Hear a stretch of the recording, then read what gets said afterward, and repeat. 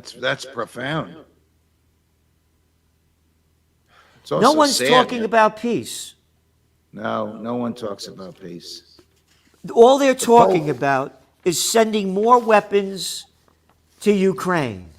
They're bragging about, you're killing more people. The war is going to come to an end. You're going to have a winner and a loser. And I'll bet my money on Russia, not because I like them, totally against what they did. You're not going to beat them. All you're going to do is destroy more. How about talking for peace? And you know what happened? Here's the headline. Here's the headline of today's New York Times. Putin calls peace talks dead end because Zelensky will not agree to anything that Russia is asking. Number one, can't join NATO. Number two, you got to be neutral. Number three, the Donbass region is a separatist region. This is mostly Russian people, Russian-speaking people. They voted for Yanukovych that the American government overthrew in 2014, and they don't want to be a part of your system. That's it. That's it. And they won't do it. And what is the United States doing? Sending more weapons. And yesterday, your buddy Biden accuses Putin of genocide. Well, genocide is irrelevant here. Genocide is wiping out a race or a religion or a gender. And I condemn what Putin is doing, but this is not genocide. This is a dispute over borders that has been going on for 100 years. And the American public is only getting one side of it, what the media wants them to see, and what Zelensky has become a very popular cultural and political figure in the West. So you're only hearing one side. I don't know that there is a moral side on the Russian side, but I do believe with Colonel McGregor that the more weapons we supply to the Ukraine, the longer this battle will go on. I know. The Russian victory is inevitable, and the more innocent human beings will die. And no one's saying this. Right. There's no one coming out. There's no huge peace movement. There's nothing going on. You know, you're right, Gerald. There is no peace movement, as there almost always was whenever America was involved in a war. Let's face it, this is a proxy war. This could become a hot war if some tank fires its projectiles in the wrong direction. But right now, it's a proxy war, and the administration announced yesterday they're going to be sending more lethal weapons, which is what Zelensky's been asking for. In fact, those weapons are probably on their way as you and I speak. You know, this is. Where do we go? Where do we go? What do we do? Well, I'm starting, I have the Occupy Peace movement, and we're going to have a peace rally on Memorial Day weekend, and that's May 28th, a Saturday, and I hope the judge could make it there as one of the top speaker there. Include me in, you know that. All right.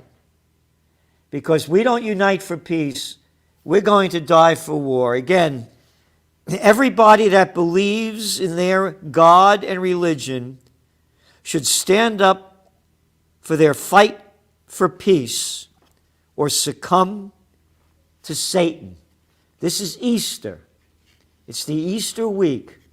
And for all of those of you, regardless of what God you believe in or what religion, Jesus Christ was a warrior for peace. And I joined that club because we have these satanic, crazy people. Could you imagine sending more weapons to kill more people? And it's totally senseless, as Colonel McGregor has mentioned. Well, I forget his name. Oh, Jake Sullivan, who's the president's national security advisor, former national security advisor for Mrs. Clinton, told Jonathan Karl on ABC News on Sunday that the American goal is a diminished Russia with a new government. They, out of their minds, they really think that by killing Russian soldiers, we can bring Western democracy to Russia. I have that article actually right here. Jake Sullivan says U.S. wants a weakened Russia. There you go. That's it. Yep. He goes, he wants to see Russia weakened and isolated. And since Russia invaded on February 24th, the U.S. has pledged $1.7 billion of military aid for Ukraine. And Sullivan also said the U.S. would give Ukraine, quote, the weapons it needs. And here's his other quote. You ready for this? Our policy is unequivocal, that we will do whatever we can to help Ukraine succeed. And we need to keep giving them support, military support. And he goes on, but at the end of the day, what we want to see is a weakened and isolated Russia, a stronger, more unified, more determined West. They're bloodthirsty. Do you know, when you look at this guy Sullivan and that other arrogant former CIA clown, Ned Price, what is he with the Department of Defense, the spokesperson? They resemble, I looked at the pictures, Goebbels. I am not kidding. You look at their eyes, you look at their face. It's Goebbels 2022, because only Goebbels would be speaking like this. Who the hell are we, the United West? Our business is not Europe. Our business is America. George Washington warned us in his farewell address. No foreign entanglements. And all of these arrogant people that are saying what we should do. You did a great job in the Korean War. Love the Vietnam War. Boy, your Afghan and 2 Iraq wars, they were beautiful winners. How about Libya? I love Syria. Let's go to Yemen. And now you're going to ignite this when you lost all of those? Well, war is the health of the state.